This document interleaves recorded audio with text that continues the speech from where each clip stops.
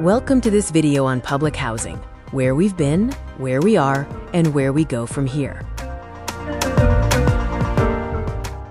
The history of public housing spans decades, from the National Housing Act in the 1930s to the establishment of the Section 8 voucher program in the 1970s and the Hope 6 program in the 1990s.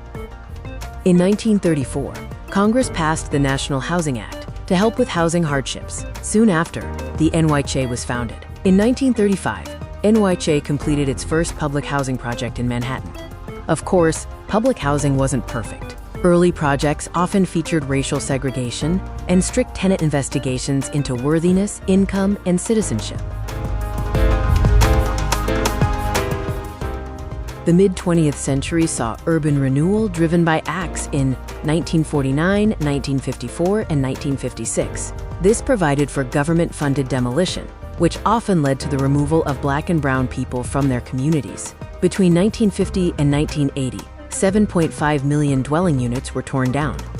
In 1965, as part of President Lyndon B. Johnson's, quote, Great Society, Congress established the Department of Housing and Urban Development, or HUD.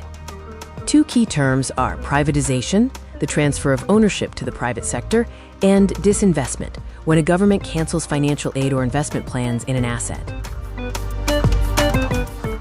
Here are a few examples of privatization and disinvestment in action. The 1970s marked the era of privatization. The Nixon administration issued a moratorium on subsidized housing and minimized federal involvement. The 1974 U.S. Housing Act created the Section 8 voucher program, enabling residents to use public subsidies with private landlords. The 1980s brought further disinvestment as the Reagan administration slashed HUD's budget. Reagan pushed privatization policies, including utilizing the false narrative of the welfare queen to support his agenda.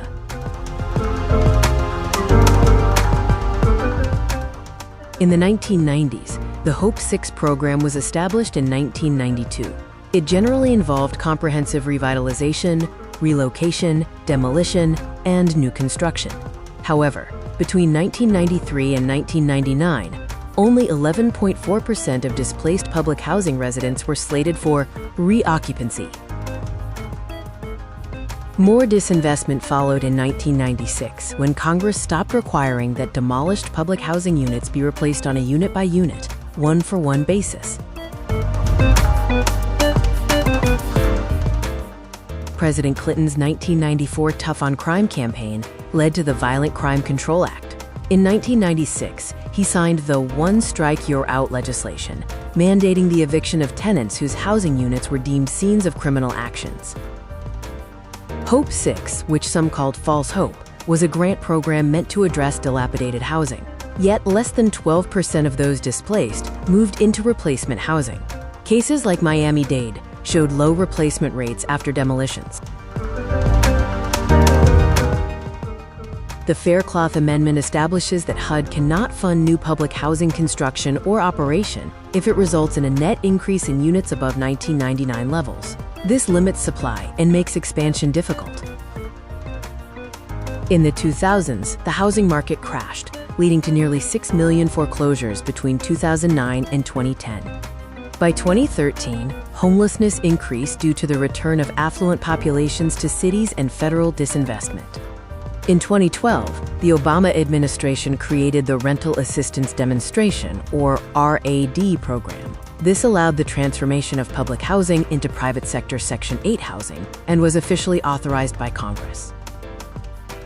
Today, NYCHA suffers from over $2.7 billion in federal cuts since 2001. This lack of funding makes programs like RAD more appealing. NYCHA is the country's largest public housing system, serving over 400,000 residents. What's next? The goal is to announce the Public Housing Green New Deal, or PHGND, as a foundational vision for the future of public housing.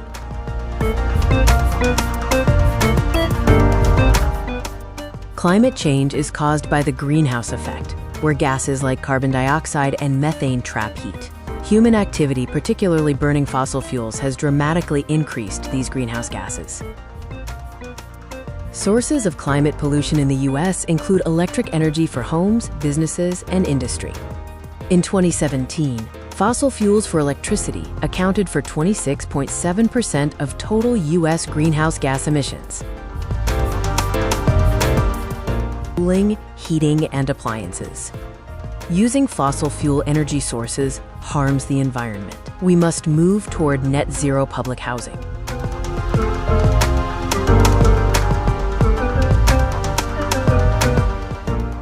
This image illustrates the potential for a public housing Green New Deal.